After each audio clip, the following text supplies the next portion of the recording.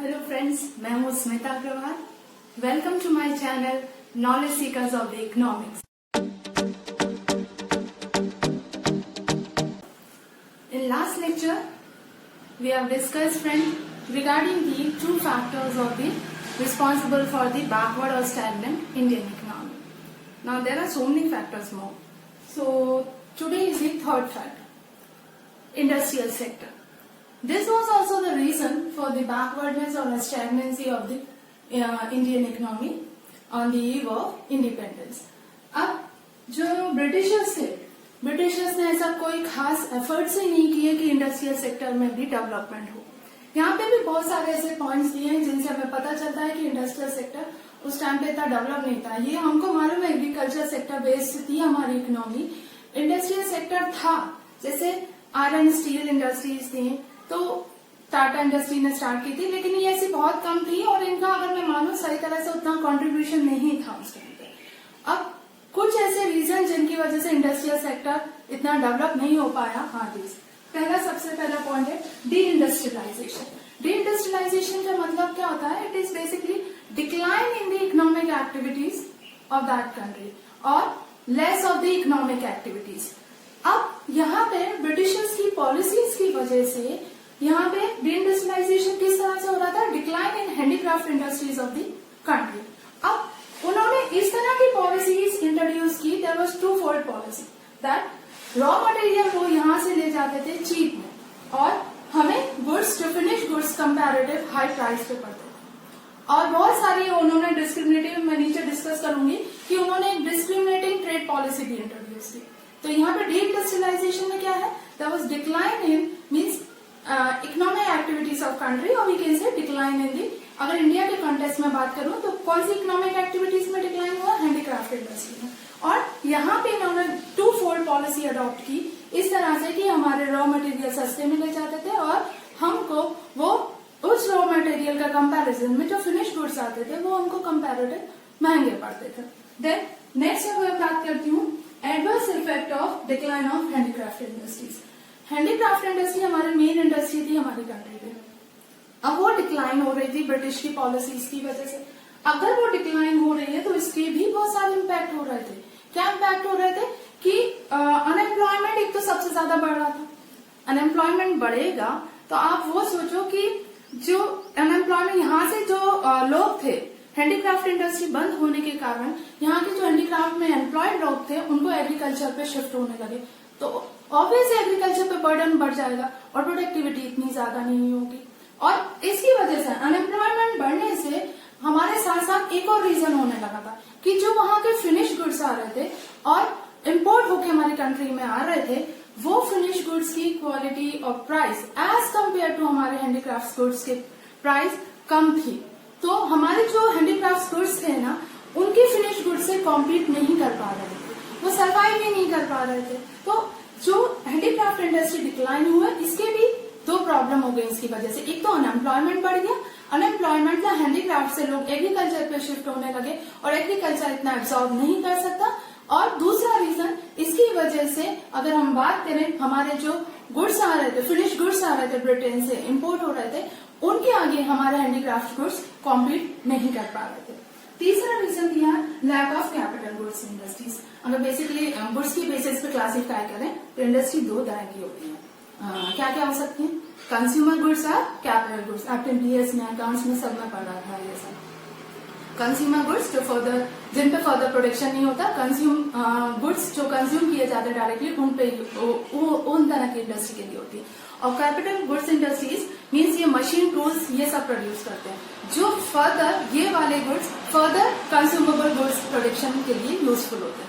तो यहाँ पे lack of capital good industries, मैंने पहले भी बोला था कुछ ऐसी थी आयरन एंड स्टील, लेकिन इतनी डेवलप नहीं थी इस टाइम पर। और ब्रिटिशर्स ने यहाँ पे कोशिश भी नहीं की कि कैपिटल गुड्स इंडस्ट्रीज डेवलप हो सके। उन्होंने इंडस्ट्रियलाइजेशन के लिए यहाँ कोशिश नहीं की। इसके भी रीजन क्यों? क्योंकि वो चाहते थे कैपिटल गुड्स इंडस्ट्रीज के लिए हम इंडियंस ब्रिटिशर्स पर डिपेंड करें और वहां से मशीन टूल्स मंगवाए। और एक और रीजन वो चाहते थे कि अगर कैपिटल गुड इंडस्ट्री हमारी डेवलप हो गई तो हम हमारा रॉ मटेरियल वहां क्यों भेजेंगे, हम हमारे फिनिश गुड्स हमारे ही कंट्री में बनाएंगे। तो वो नहीं चाहते थे कैपिटल गुड्स इंडस्ट्री हमारी कंट्री में डेवलप हो। Then low contribution to the GDP. GDP gross domestic product, अगर ये सारे फैक्टर्स डेवलप नहीं होंगे तो ऑब्वियस है ये हमारे जीडीपी में कंट्रीब्यूट नहीं करेंगे। जीडीपी में कंट्रीब्यूट नहीं हो रहा है मतलब कहीं ना कहीं ग्रोथ कम हो रहा है, स्टक हो रहा है।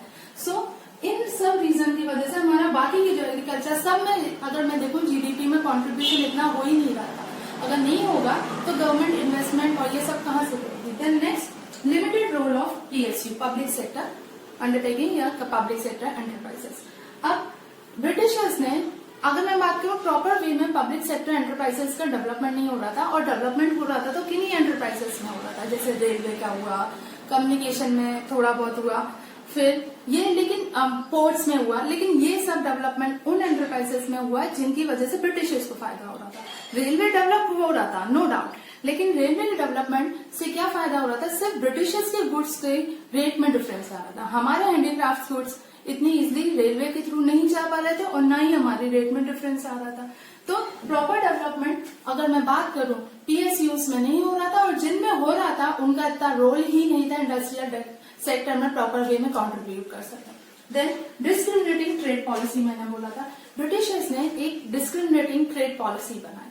किस तरह की पॉलिसी कि उनका फायदा हो। इसमें अगर सिंपल मैं बात करती हूँ, tariff free import of finish goods from Britain. अगर ब्रिटेन से फिनिश गुड लाएंगे तो उन पर टैक्सेस नहीं लगेंगे। दूसरा, tariff free export of raw material from India to Britain. अगर रॉ मटेरियल इंडिया से ब्रिटेन जा रहे हैं तो उन पर भी टैक्सेस नहीं लगेंगे। इस तरह की उन्होंने डिस्क्रिमिनेटिंग ट्रेड पॉलिसी इंट्रोड्यूस की। अब ये सारे फैक्टर्स रिस्पॉन्सिबल थे जिनके कारण प्रॉपर इंडस्ट्रियल डेवलपमेंट या इंडस्ट्रियल सेक्टर का अपडेशन नहीं हो पा रहा था, और एक ये भी रीजन था कि हमारी इकोनॉमी स्टैग्नेंट या बैकवर्ड रह गई उस टाइम पे। चलो 3 कर लिया हमने, अब करना है 4th। तो इतना टफ नहीं है ना अभी तक, पता चला। चलो 4th पॉइंट रहते हैं हम, किसका, इसी का, स्टैग्नेंट या बैकवर्ड इकोनॉमी। अब 4th पॉइंट है फॉरेन ट्रेड। वही बात है, ब्रिटिशर्स ने ऐसी ट्रेड पॉलिसी अडॉप्ट की जिससे उनका ही फायदा हो, फॉरेन ट्रेड में भी हमारा कोई ज्यादा खास फायदा नहीं हुआ।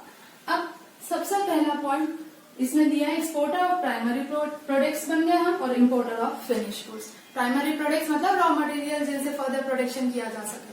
तो इन्होंने ऐसी ट्रेड पॉलिसीज बना दी जिसकी वजह से हम एक्सपोर्टर बन गए प्राइमरी प्रोडक्ट्स, रॉ मटेरियल जाने लगे, जैसे raw silk, raw cotton, Indigo, opium, ये सब जाने लगा। और वहां से आता क्या था हमारे यहाँ, फिनिश गुड्स, जैसे कॉटन के क्लॉथ, सिल्क के क्लॉथ, ये सारी चीजें आने लगी हमारे। तो हमको इस तरह से उसने कन्वर्ट कर 0.5% of हमारा फॉरेन ट्रेड ब्रिटिशर्स के साथ होता था, बाकी का बचा हमारा दूसरी कंट्रीज के साथ, श्रीलंका और इन सब के साथ होता था।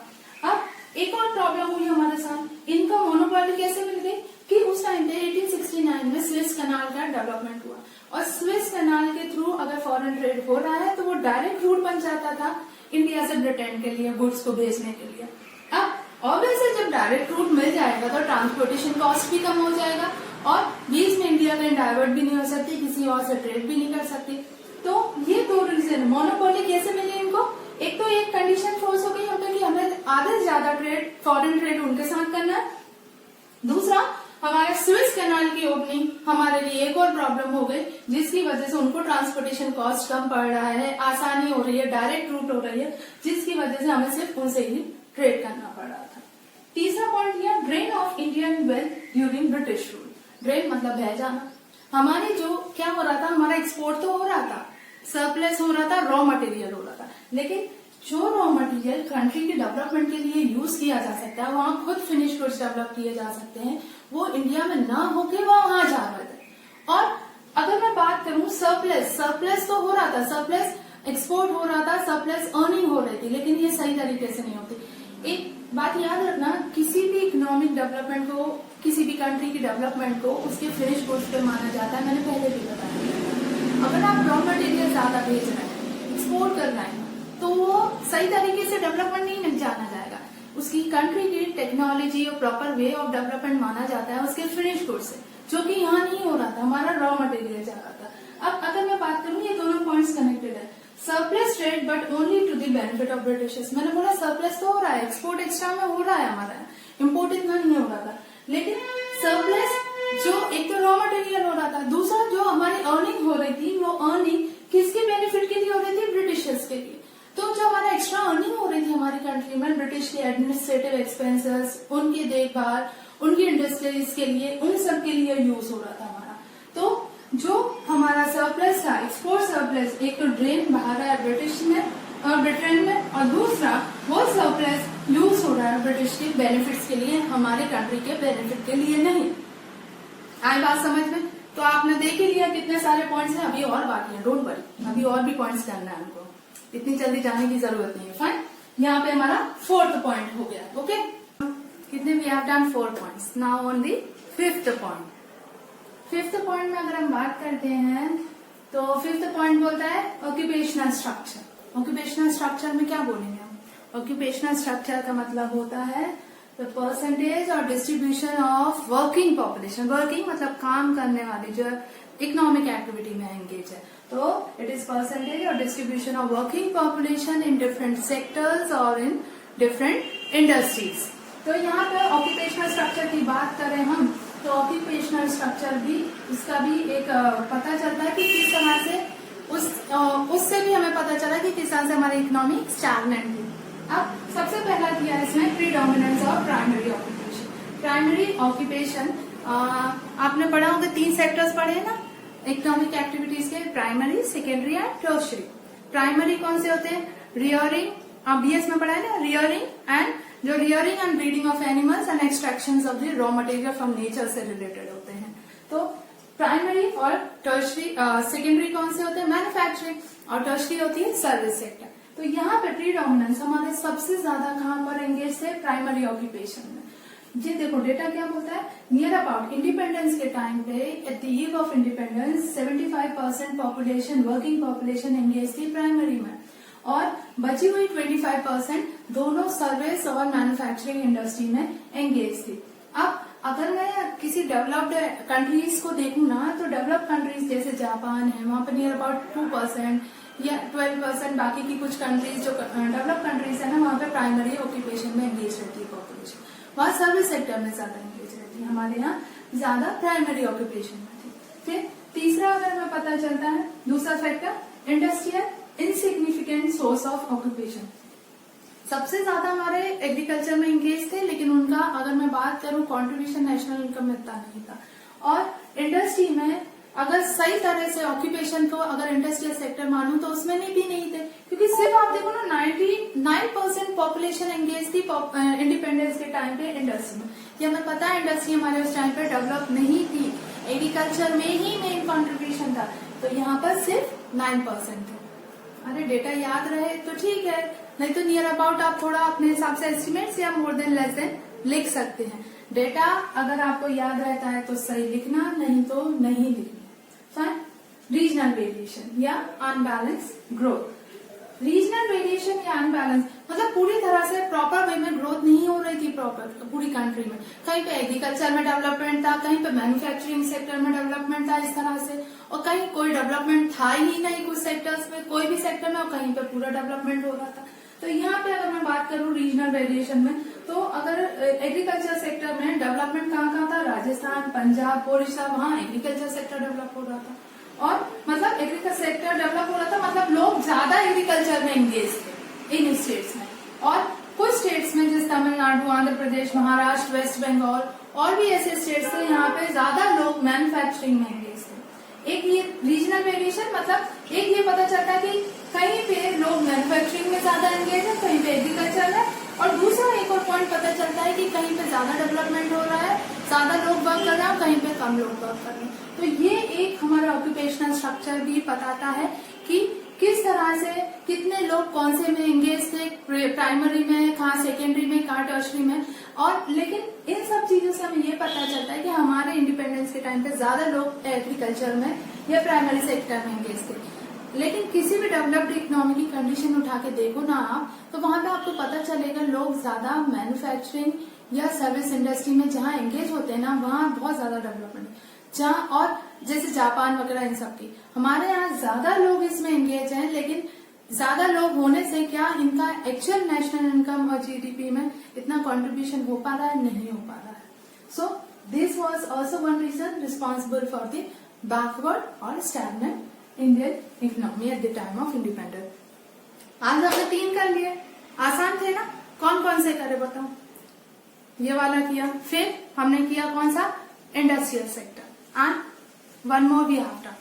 अब इसके बाद हमें 3 सेक्टर आज हमने कर लिए। अब ये 3 फीचर्स के बाद नेक्स्ट जो भी रहे बाकी के बचे हुए हमारे 2 फैक्टर्स और रिस्पॉन्सिबल हैं। अब 2 फैक्टर्स टफ नहीं है, वो भी बहुत आसान है, जैसे ये सारे हो गए वो भी आराम से हो जाएंगे, कोई परेशानी की बात नहीं है। तो वो 2 और देख लेना, उसके बाद थोड़ा सा और टॉपिक बचा और आपने चाहा तो एक बार हम पूरा रिवाइंड भी कर लेंगे, तो ये चैप्टर अच्छे से हो जाएगा। ये यूनिट 12 नंबर की है, छोड़ना तो है ही नहीं हमको, और आराम से हो जाएगी, कोई दिक्कत की बात नहीं है। Okay fine. सो अगर मेरा वाकई आपको थोड़ा इंफॉर्मेटिव लगा हो, so like share and subscribe my channel, और इस वीडियो से रिलेटेड कोई भी डाउट हो तो do comment. Okay, thank you and take care.